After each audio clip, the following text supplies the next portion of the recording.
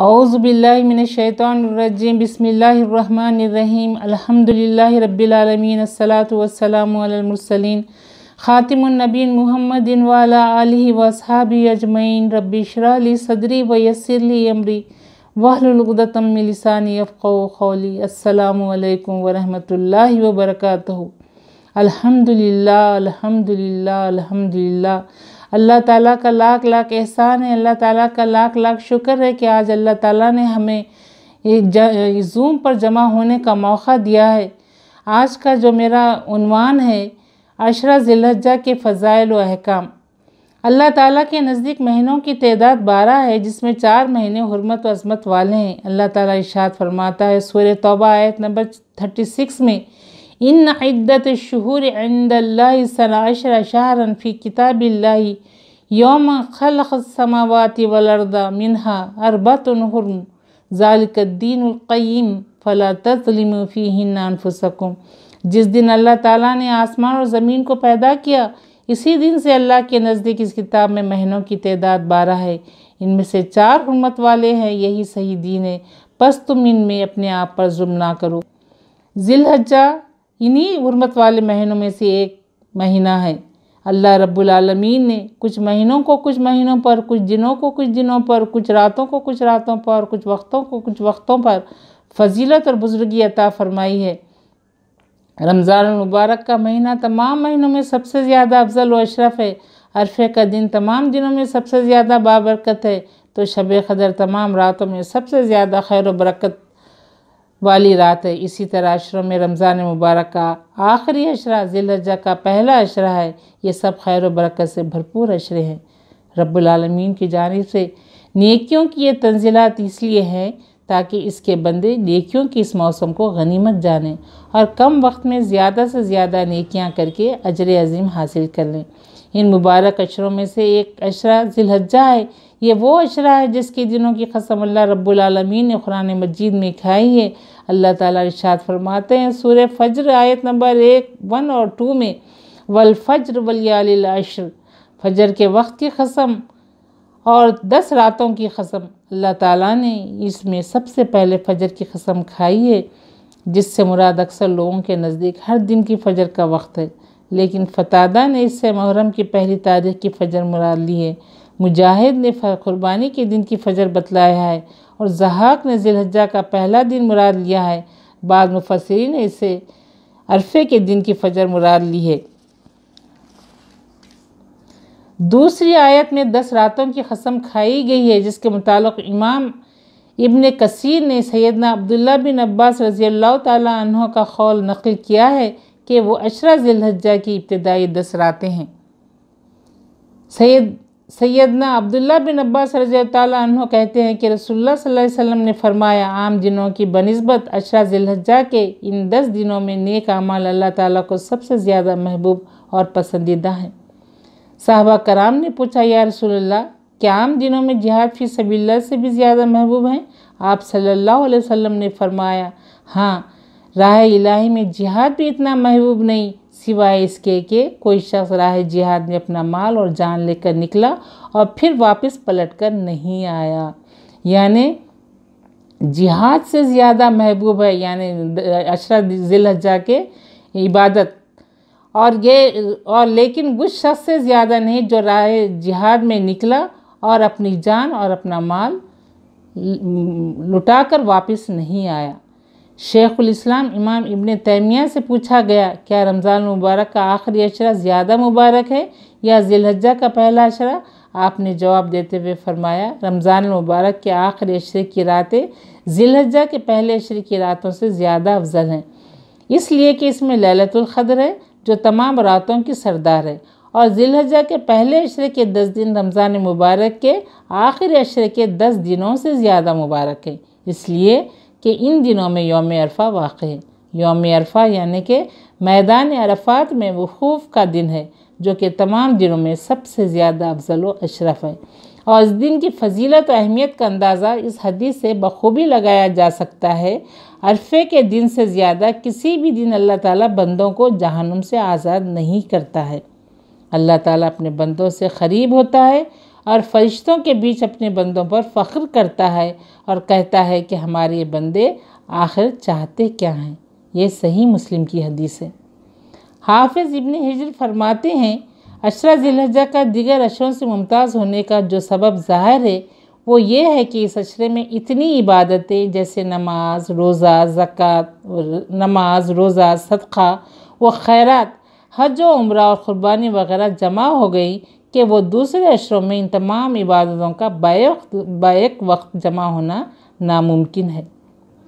यानी इस अशरा ज़िलहज्जा में तमाम इबादतें होती हैं, जैसे कि नमाज है, रोज़ा है, सदक़ा खैरात है, हज उम्रा है, क़ुरबानी है, जो दूसरे अशरों में नहीं होती। रसूलुल्लाह सल्लल्लाहु अलैहि वसल्लम ने इरशाद फरमाया, जो हिलाल ज़िलहज्जा देख ले और वो क़ुरबानी करना चाहता है तो अपने बालों और नाखूनों में से कुछ भी ना तराशे जब तक कि क़ुरबानी ना कर ले। ये मुस्लिम की हदीस है।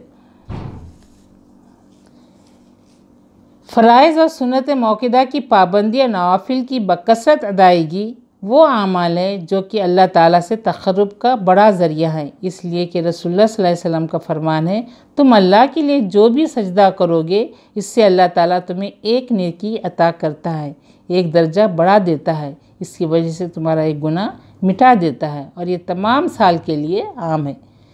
कसरत से अल्लाह ताला का ज़िक्र और तस्बीह, तहमीद, तहलील और तकबीर करते रहना चाहिए, जैसा कि सैयदना अब्दुल्लाह बिन अब्बास रज़ी अल्लाह ताला अन्हु रसूल अकरम सल्लल्लाहु अलैहि वसल्लम से रिवायत करते हैं, अल्लाह ताला के पास इस अशरा ज़िलहज्जा से ज़्यादा अजीम दिन और कोई नहीं और ना ही इसे इन दिनों में नेक आमाल जिस कदर महबूब हैं और किसी दिनों में नहीं। इसलिए तुम इन दिनों में कसरत से ला इलाहा इल्लल्लाह, अल्लाहु अकबर, अल्हम्दुलिल्लाह पढ़ा करो। इस अशरे में मुंदरज झैल आमाल मुस्तहब है, यानी जो मुस्तहब आमाल है वो ये हैं। पहला है अदायगी हज व उम्रा, यानी इस अशरे की सबसे ख़ास जो मुस्तहब जो अमल है वो है अदायगी हज व उम्रा। हज की अहमियत व फजीलत मुसल्लम है, ये एक अज़ीम इबादत है, ये यानी इस्लाम का 5वां रुकन है। इसका अजर सवाब बिला हदो हिसाब है। रसूलुल्लाह सल्लल्लाहु अलैहि वसल्लम फरमाते हैं कि जिसने हज किया और रफ्स फसूक से अपने आप को पाक रखा तो इस तरह लौटता है जैसे कि इसकी माँ ने इसे इसी दिन पैदा किया हो। एक दूसरी हदीस में है कि एक उम्रे से दूसरे उम्रे तक इन दोनों के दरमियान गुनाहों के लिए कफ़ारा है और हज मबरूर ऐसा हज जो हर किस्म के गुनाह और लगू से पाक हो का बदला सिर्फ जन्नत है। ये सही बुखारी की हदीस है। हज एक ऐसी अजीम इबादत है जो सिर्फ इसी अशरे के साथ ख़ास है, लिहाजा मुसलमानों को चाहिए कि जब शराइत पूरी हो जाएं और रुकावटें ख़त्म हों तो फ़ौरन इसकी अदायगी करें, क्योंकि बिला उज़र ताख़ीर बाइस गुनाह है। अब दूसरी जो मुस्तहब चीज़ है वो तकबीर व तहमीद और तहलील। ज़िलहज्जा की इब्तिदाई 10 अय्याम में तकबीर व तहलील व तहमीद मसनून और मशरू है। हर इस जगह में जहाँ ज़िक्र इलाही जायज़ है, मुसलमान को चाहिए कि तकबीर व तहलील व तहमीद से अपनी ज़बानों को तर रखे।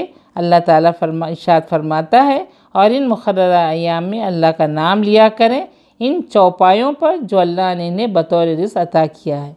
ये सूरह हज की आयत नंबर 28 है, इसका 28 का तर्जुमा है। नबी करीम सल्लल्लाहु अलैहि वसल्लम फरमाते हैं कि इन दिनों में ला इलाहा इल्लल्लाह यानी तहलील, अल्लाहु अकबर यानी तकबीर, अल्हम्दुलिल्लाह तहमीद का कसरत से विर्द किया करो।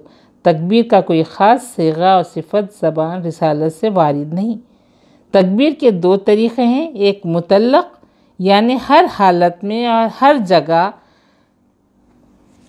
बाज़ार में हो या घर में, रास्ते में हो या कहीं, और हर जगह तकबीर कहते रहें, ये मुतलक़ तकबीर कहलाता है। और दूसरा तरीक़ा मुक़य्यद कहलाता है, यानी फ़र्ज़ नमाज़ों के बाद तकबीर पुकारना।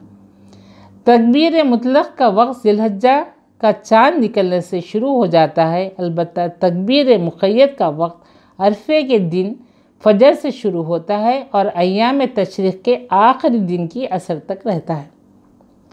इमाम बुखारी फरमाते हैं, सैयदना अब्दुल्लाह बिन उमर रज़ी अल्लाह ताला अन्हु और सैयदना अबू हुरैरा रज़ी अल्लाह ताला अन्हु अशरा ज़िलहज्जा में मदीना मुनव्वरा के बाज़ारों में तकबीरात अल्लाहु अकबर, ला इलाहा इल्लल्लाहु अल्लाहु अकबर वलिल्लाहिल हम्द कहते हुए निकलते और इनकी तकबीर की आवाज़ सुनकर दूसरे लोग भी ज़ोर ज़ोर से तकबीर कहा करते थे।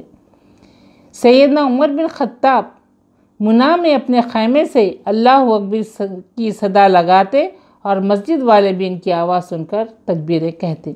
बाज़ार वाले भी इनका साथ देते, यहाँ तक कि तकबीर की सदाओं से सारा मुना गूंज उठता। सैयदना अब्दुल्ला बिन उमर रज़ी अल्लाह ताला अन्हु इन सारे अय्याम में मुना में नमाज़ों के बाद अपने बिस्तर, खैमा, मजलिस और चलते फिरते हुए भी तकबीरें कहते रहते थे। ये बुखारी की हदीस है।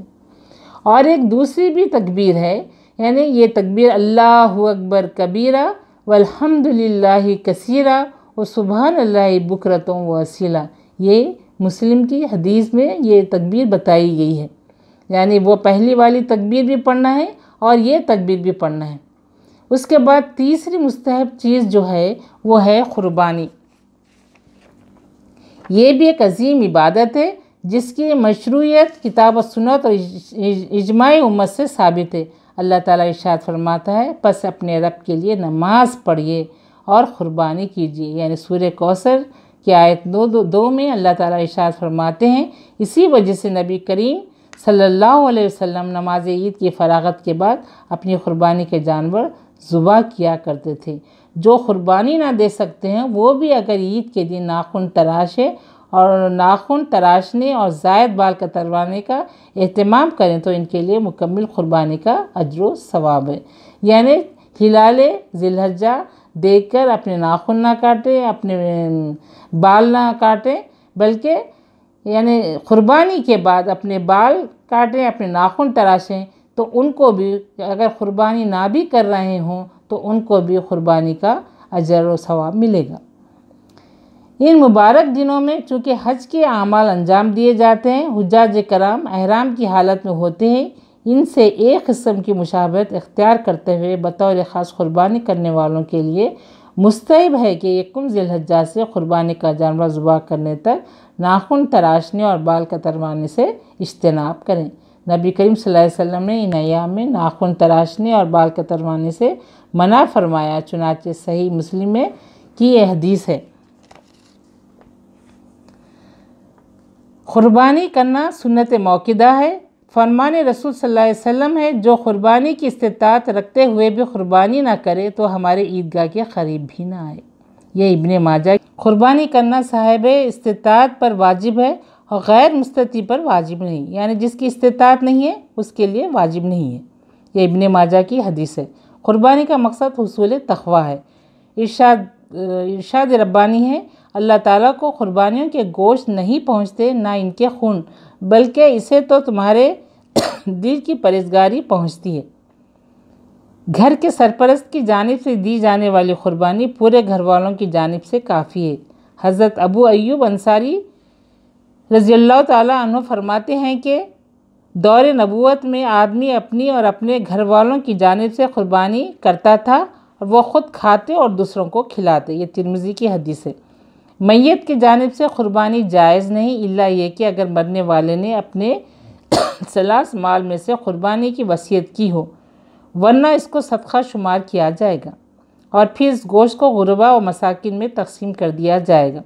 यानी अक्सर लोग ये पूछते हैं कि मैयत की जानिब से क़ुरबानी हम दे सकते हैं या नहीं दे सकते, तो इसकी बारे में ये साफ़ तौर पे बताया गया है कि मरने वाले मैयत की जानिब से क़ुरबानी करना जायज़ नहीं है।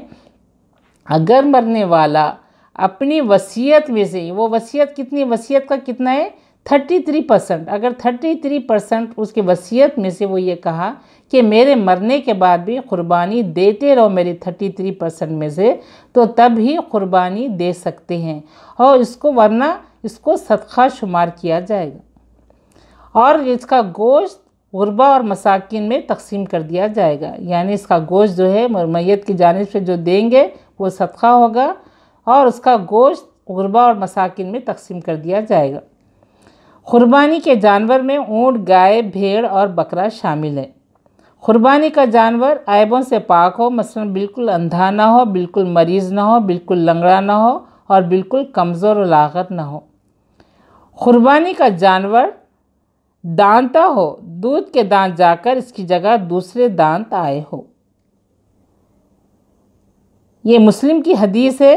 यानी ऊँट में ऊँट क्या है 5 साल की होना चाहिए, गाय 2 साल की होना चाहिए, बकरा 1 साल का होना चाहिए, बाल वाला बकरा 1 साल का होना चाहिए और ऊन वाले मेंढे 6 महीने के होना चाहिए। यानी कुर्बानी के लिए गाय में 7 लोग शामिल हो सकते हैं और ऊँट में 10 लोग शरीक हो सकते हैं और बकरे का तो खैर वो एक ही की जानिब से दिया जा सकता है।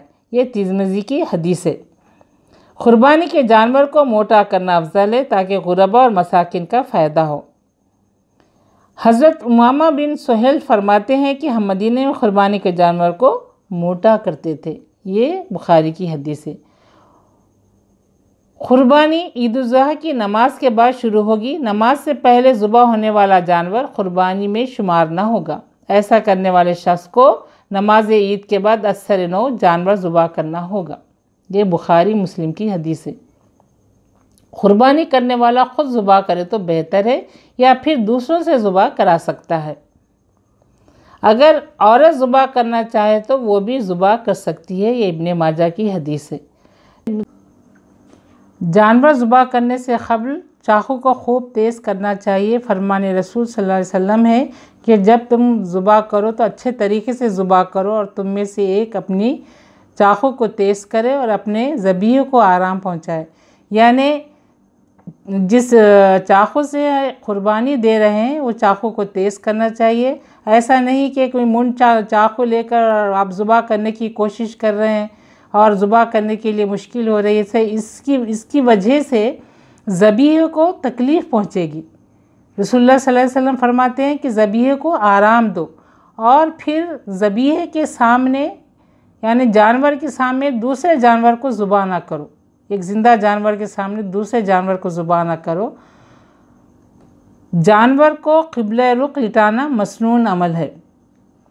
ऊँट को नहर करना चाहिए। नहर का तरीक़ा यह है कि ऊँट का अगला बायां घुटना बांधकर इसे 3 टांगों पर खड़ा कर देना चाहिए और कोई तेज़ धारी चीज़ से इसकी गर्दन पर मारना चाहिए। आहिस्ता आहिस्ता खून बह जाएगा और ऊँट एक तरफ गिर जाएगा। ज़बिया करते वक्त ये दुआ पढ़े, बिस्मिल्लाहि अल्लाहु अकबर, बिस्मिल्लाहि अल्लाहु अकबर, अल्लाहुम्मा इन्ना हाज़ा मिनका वलका, अल्लाहुम्मा तक़ब्बल मिन्ना। और क़ुर्बानी करने वाला मुनफरिद है तो ऐसी सूरत में मिन्ना की जगह मिन कहकर इस शख्स का नाम लें जो क़ुर्बानी करना चाहता है। क़ुर्बानी का गोश्त खुद खाएं, रिश्तेदारों और फ़ुक़रा मसाकिन को भी खिलाएं। ये सूरह हज की आयत नंबर 36 में बताया गया है। क़ुर्बानी का गोश्त ज़ख़ीरा करके भी रखा जा सकता है। ये मुस्लिम की हदीस है। यानी क़ुर्बानी के गोश्त को जमा करके भी रखा जा सकता है। यानी मदीने में एक बार ये हुआ था कि क़हत आया हुआ था। उस सूरत में रसूलुल्लाह सल्लल्लाहु अलैहि वसल्लम ने इरशाद फरमाया कि तमाम जो गोश्त है वो लोगों में तकसीम कर दो, क्योंकि उस वक्त क़हत का ज़माना था।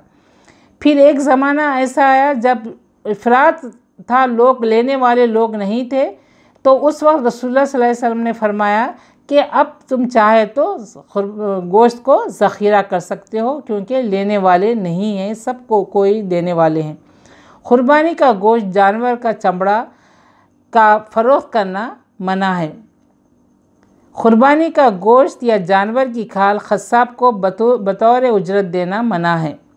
क़ुर्बानी के 4 दिन हैं, ईद उल ज़ुहा का दिन और इसके बाद 3 दिन अयाम तशरीक़ के। क़ुर्बानी के गोश्त के 3 हिस्से करना बेहतर है, सदक़ा करने के लिए यानी गरीबों के लिए और ख़ुद अपने घर वालों के लिए और रिश्तेदारों के लिए। क़ुर्बानी का गोश्त गैर मुस्लिम को भी दे सकते हैं। और क़ुर्बानी के गोश्त के 3 हिस्से करना बेहतर है जो बताया गया है। इसमें यह है कि ज़रूरी नहीं कि आप बराबर तोल के हिस्से करें। आप अगर चाहे तो आप अपने लिए भी ज़्यादा रख सकते हैं, चाहे तो आप अपने रिश्तेदारों को भी ज़्यादा दे सकते हैं, चाहे तो आप गरीबों में ज़्यादा तकसीम कर सकते हैं। ऐसा नहीं कि बराबर हिस्से करना चाहिए, बल्कि अगर 3 हिस्से करें तो बेहतर है। लेकिन आज के मौजूदा हालात में हमारा इस तरह से लोगों तक पहुंचाना मुश्किल है, यानी रिश्तेदारों तक ले जाके पहुंचाना, गरीबों तक ले जाके पहुंचाना मुश्किल है। ऐसी सूरत में हम क्या करेंगे, हम उस गोश्त को ज़ख़ीरा करके रख सकते हैं। क़ुरबानी का गोश्त गैर मुस्लिम को भी दे सकते हैं। सही सालम क़ुरबानी का जानवर ख़रीदने के बाद अगर ऐबदार हो जाए तो कोई हर्ज नहीं, इसकी क़ुरबानी दी जा सकती है। यानी जब क़ुरबानी का जानवर ख़रीद रहे उस वक्त वो जानवर अच्छा था, लेकिन ख़रीदने के बाद अगर वो ऐबदार हो गया तो उसकी क़ुरबानी दे सकते हैं। ऐसा मतमूल मालदार मक़रूज़ जो फ़िल वक्त क़ुरबानी नहीं दे सकता तो वो क़ुरबानी के लिए क़र्ज़ ले सकता है। हामिला जानवर की क़ुरबानी जायज़ है और इसके पेट का बच्चा हलाल है। ये अबू दाऊद की हदीस है। ईद के दिन की क़ुरबानी सबसे अफजल है। आप सल्लल्लाहु अलैहि वसल्लम 10 साल मदीने में ईद के दिन ही क़ुरबानी करते रहे। ये बुखारी की हदीस है। क़ुरबानी की खाल यानी चिन्ह हम दीनी मदारिस को, इस्लामिक ऑर्गेनाइजेशन को और गरीबों को दे सकते हैं, लेकिन इसको फ़रोख्त करके इसका पैसा अपने इस्तेमाल में नहीं ला सकते। इसके बाद क़ुरबानी के बाद जो चौथी जो मुस्तहब अमल है इस अशरा ज़िलहज्जा का, वो है नमाज ईद। ईद की नमाज इस्लाम के ज़ाहिरी शायर में से है।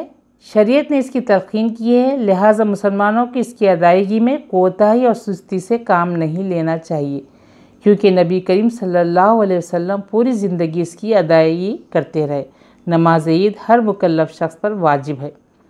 ईदगाह में सिवाय 2 रकात के कोई नमाज पहले या बाद में पढ़ना आप सल्लल्लाहु अलैहि वसल्लम से साबित नहीं है। ये बुखारी और मुस्लिम की हदीस है। नमाज ईद खुतबे से पहले है, इसलिए कि अल्लाह के रसूल सल्लल्लाहु अलैहि वसल्लम हज़रत अबू बकर सिद्दीक़ रज़ी अल्लाह ताला अन्हु, हज़रत उमर रज़ी अल्लाह ताला अन्हु खुतबे से पहले नमाज ईद अदा फरमाते थे। ये बुखारी और मुस्लिम की हदीस है। नमाज ईद की दोनों रकात में तकबीरात क़िरात से पहले होंगी। पहली रकात में 7 तकबीरें और दूसरी रकात में 5 तकबीरें हैं। ईद के खुतबे के लिए मंबर मशरू नहीं है। नबी करीम सल्लल्लाहु अलैहि वसल्लम ईद उल फितर में इस वक्त तक नहीं निकलते जब तक कि कुछ खा न लेते और ईद उल ज़ुहा में इस वक्त तक ना खाते जब तक कि नमाज ना पढ़ लेते। ईदगाह जाते और वापस होते हुए रास्ता तब्दील करना मसनून है। बुखारी शरीफ की हदीस है। ख़वातीन भी ईदगाह में हाजिर होंगी और नमाज अदा करेंगी। अलबत्ता हाइज़ा या दूसरे उज़र वाली औरतें उमूर खैर और दुआओं में शरीक रहेंगी मगर नमाज नहीं पढ़ेंगी। ये बुखारी की हदीस है। अब ये 5वीं जो मुस्तहब अमल है इस अशरा ज़िलहज्जा का, वो है रोज़ा। रोज़े की फजीलत के लिए यही काफ़ी है कि ये अल्लाह के लिए ख़ास है और इसका बदला सिर्फ़ अल्लाह ही को मालूम है। हदीस क़ुदसी में है कि आदमी का हर अमल इसके लिए सिवाय रोज़े के वो मेरे लिए है और मैं इसका बदला दूंगा। लिहाजा इस अशरे में बकसरत रोज़े का एहतमाम करना चाहिए। नबी करीम सल्लल्लाहु अलैहि वसल्लम इस अशरे में 9 दिन रोज़ा रखते थे। सैयदना अबू हुरैरा रज़ी अल्लाह ताला अन्हु से रिवायत है कि वह हज़रत नबी करीम सल्लल्लाहु अलैहि वसल्लम से रिवायत करते हैं कि आपने इरशाद फरमाया, ज़िलहज्जा के इब्तिदाई 10 दिनों में की जाने वाली इबादत अल्लाह ताला की बारगाह में दूसरे दिनों में की जाने वाली इबादत से ज़्यादा महबूब व पसंदीदा है। इसमें एक दिन का रोज़ा साल भर के रोज़ों के बराबर अजर सवाब रखता है। इसकी एक रात का क़याम साल भर की शब बेदारी के बराबर अजर रखता है। लिहाजा हमें चाहिए कि हम कोशिश करें कि 9 दिन रोज़े रखें। हज़रत अबू सईद ख़ुदरी रज़ी अल्लाह ताला अन्हु से रिवायत है कि रसूलुल्लाह सल्लल्लाहु अलैहि वसल्लम ने फरमाया, जो शख्स अल्लाह की राह में एक रोज़ा रखता है अल्लाह ताला इसके बदले इसके और जहन्नम के दरमियान 70 साल का फासला पैदा फरमा देते हैं। सैयदना अबू क़तादा रज़ी अल्लाह ताला अन्हु से मरवी है कि रसूलुल्लाह सल्लल्लाहु अलैहि वसल्लम ने फरमाया, यौम अरफ़े के रोज़े के मुताल्लिक़ मुझे अल्लाह से उम्मीद है कि वो 1 साल पहले 1 साल बाद के गुनाहों के लिए कफ़ारा बन जाएगा। ये मुस्लिम की हदीस है। अगर अपनी सेहत की वजह से या किसी मजबूरी की वजह से 9 दिन रोज़ा ना रह सके तो कम अज़ कम अरफ़े का रोज़ा रखने की कोशिश करो, क्योंकि अरफ़े के रोज़े की बड़ी फजीलत है। इसके 1 साल पहले के 1 साल बाद के यानी 2 साल के गुनाह माफ़ हो जाते हैं। इसके बाद जो छठी मुस्तहब अमल है इस अशरे का वो है आमल सालेह का एहतमाम। नेक अमल हर वक्त और हर जगह अल्लाह ताला को महबूब और पसंदीदा है, लेकिन अल्लाह ताला ने बाज़ औक़ात को अफजल व अशरफ करार दिया है। इन्हीं औक़ात में से अशरा ज़िलहज्जा भी है, जिसके अंदर नेक अमल करना अल्लाह ताला को दूसरे दिनों की बनिस्बत बहुत ज़्यादा महबूब है। और यह नेक अमाल सिर्फ हजी पर मुनहसर नहीं है, बल्कि नमाज, तिलावत कुरान, ज़िक्र व अस्कार, सदक़ा, खैरात, अमर बिल मारूफ नही मुनकर, तालीम व तदरीस, सिले रहमी, वालिदीन के साथ हुस्न सुलूक और मरीज़ की अयादत वगैरह तमाम उमूर नेक अमाल में शामिल हैं। मुख्तसर ये कि इन दिनों में फ़र्ज़ के अलावा नफिली इबादतें बकसरत करनी चाहिए। इससे बंदा अल्लाह का मुक़र्रब बन जाता है, जैसा कि हदीस क़ुदसी में आया हुआ है कि अल्लाह ताला इरशाद फरमाते हैं, मेरा बंदा जिन इबादत के ज़रिए मेरा क़ुर्ब हासिल करता है, इन सब में से मुझे वो इबादत ज़्यादा पसंद है जो मैंने अपने बंदे पर फ़र्ज़ की। मेरा बंदा नफिल इबादत के ज़रिए मेरे इतना करीब हो जाता है कि मैं इससे मोहब्बत करने लग जाता हूँ।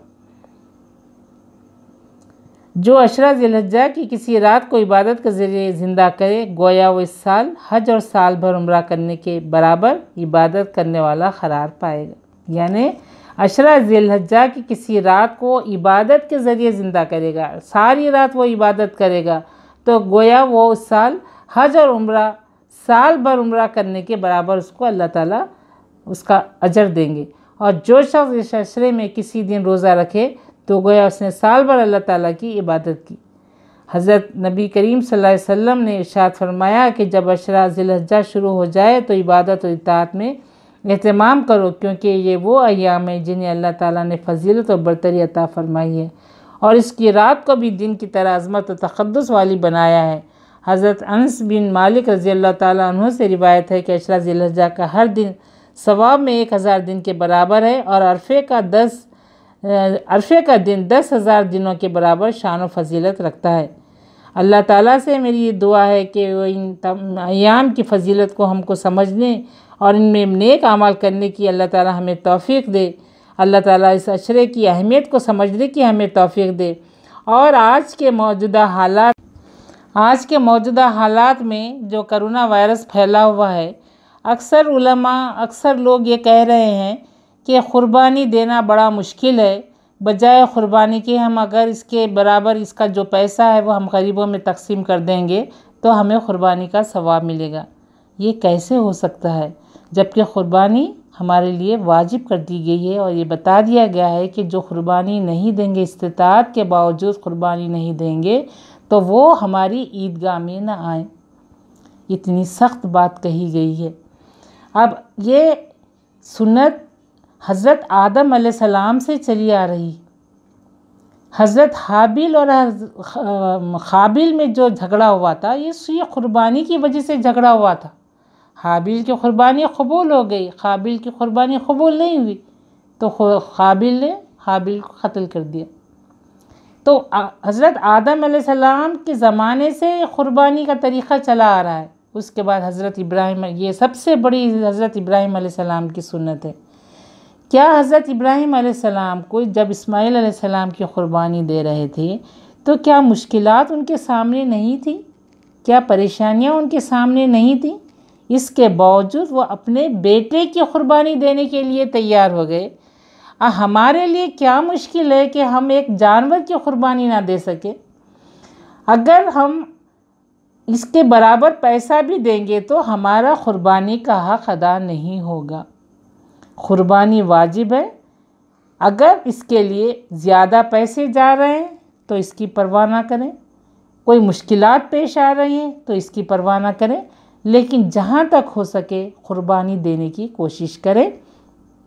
और यह क़ुरबानी का गोश्त की तक़सीम की जो बात है वो तक़सीम के लिए, यानी अपनी एहतियात को ख़त्म ना करें, बल्कि एहतियात को सामने रखते हुए यानी गोश्त को तक़सीम करने की कोशिश करें। अगर ना हो रहा है तो ना तक़सीम करें, बल्कि उस गोश्त को ज़ख़ीरा कर लें।